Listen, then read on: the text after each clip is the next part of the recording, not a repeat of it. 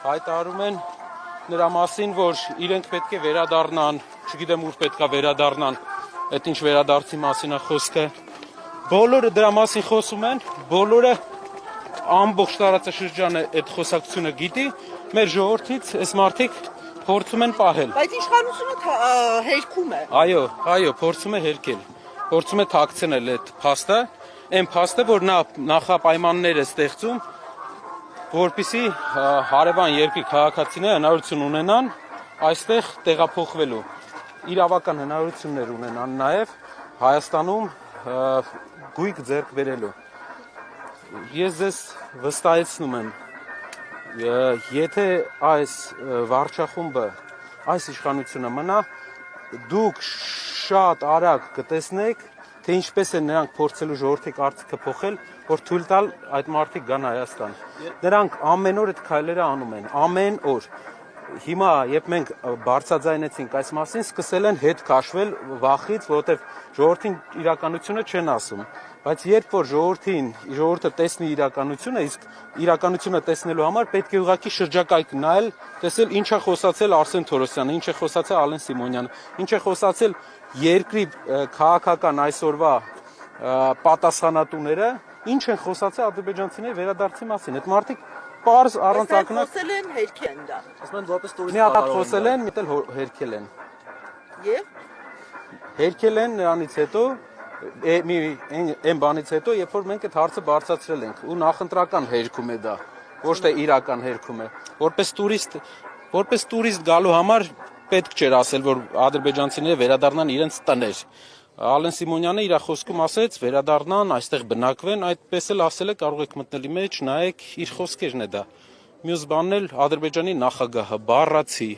ցիտում եմ, մենք պետք է վերադառնանք մեր պատմական հողեր, 2 ամիս առաջ ասում է։ Մենք պետք է վերադառնանք մեր պատմական հողեր, ոչ թե տանկերով, այլ ավտոմեքենաներով, եւ դրա պատասխանատվությունը դրված է Ադրբեջանի պետության վրա, այսինքն պետությունը ֆինանսավորելու է։ Ադրբեջանի հոգևոր առաջնորդի տեղակալը, ոնց որ մեր կաթողիկոսի այդպիսի ձևաչափ չկա, բայց տեղապահ, օրինակ, մեր ցավոք տեղապահները հիմա ուրիշ բանով է տեղապահը զբաղված, բայց մեր կաթողիկոսի ոնց որ տեղապահը հայտարարություն անի, նույն ձև էլ Ադրբեջանի հոգևոր առաջնորդի Փաշազադեի տեղակալը հայտարարություն է արել։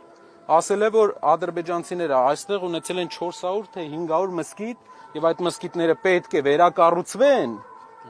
ու վերադարձվեն Ադրբեջանի հոգևոր խորհրդին։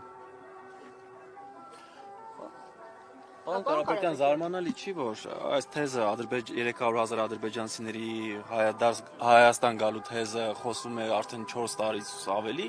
բայց հիմա են իշխանությունները այտենց ակտիվ այդ ամեն ինչը հերքում, այսինքն հակադարձում նաև ձեզ, այսինքն ընդդիմությանն է այս պարագայում հակադարձում, ոչ թե Ադրբեջանի իշխանություններին։ Նա կարող է պարզ ուղղակի հայտարարություն անել, կարող է պարզ հայտարարություն անել։ Մենք առաջարկում ենք մի բլոկ օրենսդրական բլոկ, որով կփակենք այս հարցը։ Կոչվում է Հակա Սաֆարովյան օրենք։ Անունն էլ խորհրդանշական է։ Ինչ ենք անելու։ Ադրբեջանի որևէ քաղաքացի իրավունք չի ունենալու Հայաստանի դեմ ագրեսիա արած յուրաքանչյուր երկրի, ոչ միայն Ադրբեջանի քաղաքացի իրավունք չի ունենալու Հայաստանում գնել հող, գնել գույք։ Հայաստան կարող է գալ 10-15 օր գնալ։ Եվ վերջ։ Հակա Սաֆարովյան օրենքը մենք շատ արագ ընդունելու ենք, որտեղ խաղաղությունից պայմանագրից հետո մենք տեսնում ենք, որ Ադրբեջանը լուրջ ֆինանսական ռեսուրսներ է դնելու, որ վերաբնակեցնի այստեղ։ Ձեզ մի օրինակ բերեմ, 2 օր առաջ մենք գնացել էինք Լոռի, Լոռվա հյուսիս Տաշիրում էինք։ Մեր մոտ Մեծաբանում կա Մեծաբան գյուղ ու սահմանից այն կողմ վրացական հատվածում կա ադրբեջանական գյուղ։ Մեծաբանում մենք ունեինք 3 դպրոց։ Այսօր 1 դպրոց է մնացել, որովհետև ժողովուրդը լքում է։ Հիմա փակում են 2-րդ դպրոցը, 1 դպրոց է ընդամենը մնացել։ Ադրբեջանցիները 88 թվականին սահմանից այն կողմ ունեին մանկապարտեզի չափ փոքր մի հատ դպրոց։ Հիմա 2-րդ դպրոցն են կառուցում։ 2 դպրոց արդեն ունի ադրբեջանական գյուղը, իսկ մեր Մեծաբան գյուղը 3 դպրոցից 1-ն է մնացել։ Ինչ է սա նշանակում։ Նրանք շատ ավելի արագ են, գյուղաբնակ ադրբեջանցիները շատ ավելի արագ են աճում թվականակով, քան մեր ժողովուրդը։ Մեր ժողովուրդը գնում է արտագնա աշխատանքի, քանի որ աշխատանք չկա այստեղ։ Դատարկվում են գյուղերը։ Պատկասում եք 3 դպրոցից մեկն ենք ունեցել, իսկ իրենք մի հատ փոքր դպրոց էլ չէր 80-ականներին։ Հիմա դարձել է արդեն 2 դպրոց։ Ու Բաքվից ֆինանսավորվում են այդ մարդիկ։ Կա Բաքու այդ գյուղ, մեր սահմանից էս կողմ, Բաքու այդ գյուղ ավտոբուս է գնում գալի, ֆինանսավորվող էժան կապ են ստեղծում իրար մեջ։ Մենք տեսել ենք, ես տեսել եմ ոնց են իրանք աշխատում։ Ոնց է մեծանում այդ գյուղը։ Հենց մեր ոնց որ մեծավաննա ու սահմանի են կողմ վրացական հատվածում ադրբեջանական գյուղ։ Անզեն աչքով երևում է, այսինքն պարոն Կարապետյան։ Անզեն աչքով դուք կարող եք տեսնել ոնց է մեծանում այդ գյուղը։ Ու ոնց են ֆինանսավորվում Բաքվից մարդկանց, որպեսի շարժը Բաքվի հետ ապահովի, ադրբեջանական դպրոց լինի։ Այդ նույնն էլ այստեղ են անելու էլի։ Ֆինանսական ռեսուրսների խնդիր չունեն, դնելու են անեն։ Պարոն Կարապետյան, ընտրությունից 1 շաբաթ առաջ Դոնալդ Թրամփը իր աջակցությունն է հայտնել Նիկոլ Փաշինյանին։ Արդյոք սա միջամտություն չէ ընտրություններին։ Եվ նաև հիշենք, թե ովքեր են Նիկոլ Փաշինյանին աջակցություն հայտնել։ Փաշինյանին աջակցություն են հայտնել Էրդողանը, Ալիևը, Եվրամիությունը։ Սա աջակցություն չեք դիտարկում։ Ես ձեր նշած գործիչների աջակցությունը շատ մտահոգիչ է, բացի Դոնալդ Թրամփը նա մեր բարեկամ երկրի ղեկավարն է, ես վստահ եմ փոփոխությունից հետո նա աջակցություն է հայտնելու նաև Սամվել Կարապետյանին։ Պարոն Կարապետյան, նախորդին Նիկոլ Փաշինյանը հայտարարեց վստահաբար, որ ԵԱՏՄ-ից իրենք դուրս չեն գալու։ Ձեզ համար ընդհանրապես հասկանալի է այս քաղաքականությունը, որ վարվում է այսօր։ Մի օր խոսում ենք ԵՄ-ի անդամակցության, այդ ով գնալու մասին, հաջորդ օր խոսում ենք ԵԱՏՄ-ի մասին, արանքում տուժում է գյուղացին, որովհետև գյուղացիների վրա անդադ համանախապակումներ կիրավ Ռուսաստանը։ Սա շատ լավ օրինակ է։ Մի ամիս առաջ ասում էր, որ դուրս են գալու, հիմա ասում է դուրս չեն գալու, նույնն էլ ադրբեջանցիների վերադարձի հարցը։ Խաբում են։ Նախընտրական սուտ խոստում է։ Ժողովրդին չեն ասում, որ գյուղացիներին չեն ասում, որ ձեր բերքը իր քաղաքական վիրաժների արդյունքում գյուղացու բերքը մնալու է փչանա։ Մենք տասնյակ արդեն վիդեոներ կան, բաներ կան, թե մարդիկ ոնց են թափում բերքը։ Միլիոնավոր դրամների վնաս է կրում։ Դուք այդ խնդրի լուծումը ինչպես եք պատկերացնում, պարոն Կարապետյան։ Խնդիր չկա, պետք է հարաբերությունները լավացնել Ադրբեջանի հետ չկենտրոնանալ միայն Ադրբեջանի հետ հարաբերությունները կարգավորելու վրա հույսը չդնել միայն մեր հին դաշնակիցների հետ լավ հարաբերություններ պահպանել, որպեսզի կարողանանք հավասարակշռենք։ Մի հատ հայտարարություն է արվել շատ հետաքրքիր։ Այդ հայտարարության մեջ ասվում է Հայաստանը իրեն երաշխավոր է ընտրում իր համար վտանգ ներկայացնող երկիրը։ Դա աշխարհում անօրինակ փորձ է, որ այն երկիրը, որը մեզ վտանգ է ներկայացնում մեզ համար, մենք ուզում ենք նա լինի մեր անվտանգության երաշխավորը։ Ասենք, տեսեք ուր ենք։ Ու այդ երկիրը ոնց է կարծում, իր ամբիցիաներ չի ունենա Հայաստանը կլանի։ Իհարկե կունենա, բնակչությունն է 80 միլիոն, 10 միլիոն, 90 միլիոն թուրքական շրջապատում ենք։ Մենք պետք է պահենք Հայաստանի հայկականությունը։ Եվ դա է մեր հիմնական քայլը այս պահին, մեծ հայ ժողովրդի համար մեծ փոփոխություն բերող քայլը, որ զարգացնենք Հայաստանը, փորձենք ապահովել այնպիսի միջավայր, որ մեր հայրենակիցները վերադառնան Հայաստանի բնակչությունը իրապես աճի։ Ոչ թե ասֆալտ անենք, մի հատ գործարան, որևէ համայնք ուր գնացել եմ, Երևանից դուրս մի հատ գործարան չի կառուցվել։ Բոլոր տեղերը կնեք,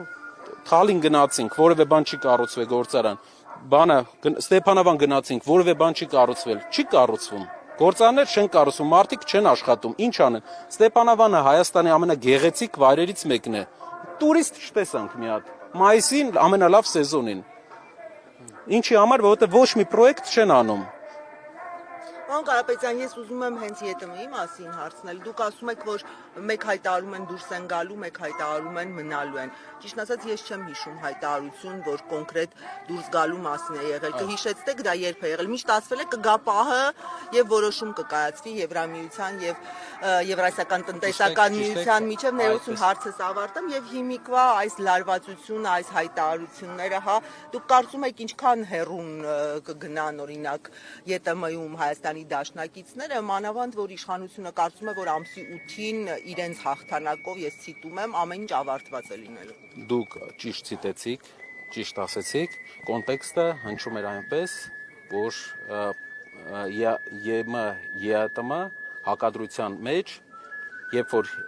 ԵՄ մտնելու ժամանակը գա, ԵԱՏՄ-ից դուրս կգա։ Դա կոնտեքստը ընդհանուր խոսքի այդպիսինն էր։ Որոշումը կկայացվի, բայց կոնկրետ Ցիտումը ճիշտ ցիտեցիք, բայց ճիշտ ցիտեցիք։ Այո, բայց կոնտեքստը բոլորը հասկացան, ինչի մասին է խոսքը, բայց այո, ճիշտ եք։ Մյուս հարցը ԵՏՄ-ի դաշնակիցները ինչ եք կարծում այս լարվածությունը, հայտարարությունները, մինչև ուր կարող է գնալ, որտեղ իշխանությունը կարծում է, որ իրենց հաղթանակով դա նախընտրական էլի բան է, ամեն իրենց հաղթանակ չի լինի, ամսի 8-ին մեր ժողովուրդը վերջապես կորոշի գնալ հենց իրապես կառուցվող Հայաստանի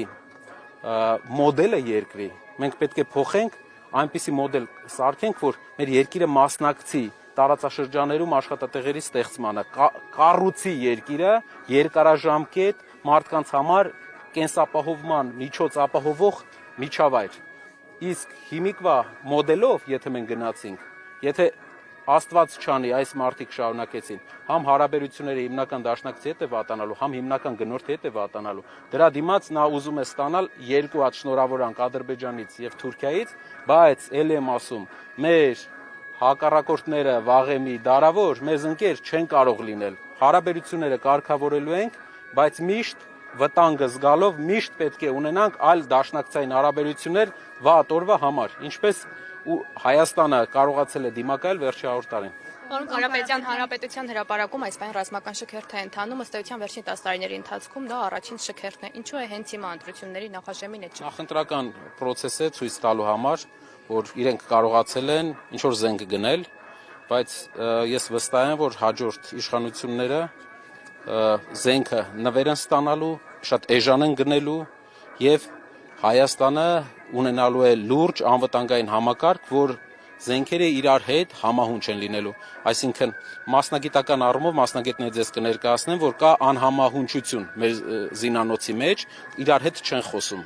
Եվ դա բերելու է մեծ խնդիրների, բայց դա ավելի շատ մասնագետները կներկայացնեն։ Կտեսնեք։ ԿՊ քարոզարշավի ժամանակ Նիկոլ Փաշինյանը ասել է, որ տրանզիտի հաշվին սեփական գազ ենք ստեղծելու։ Այս մասով ինչ կասել։ Չեմ ուզում ոչ մի բան պատասխանեմ սեփական գազի մասին իր պնդումներին։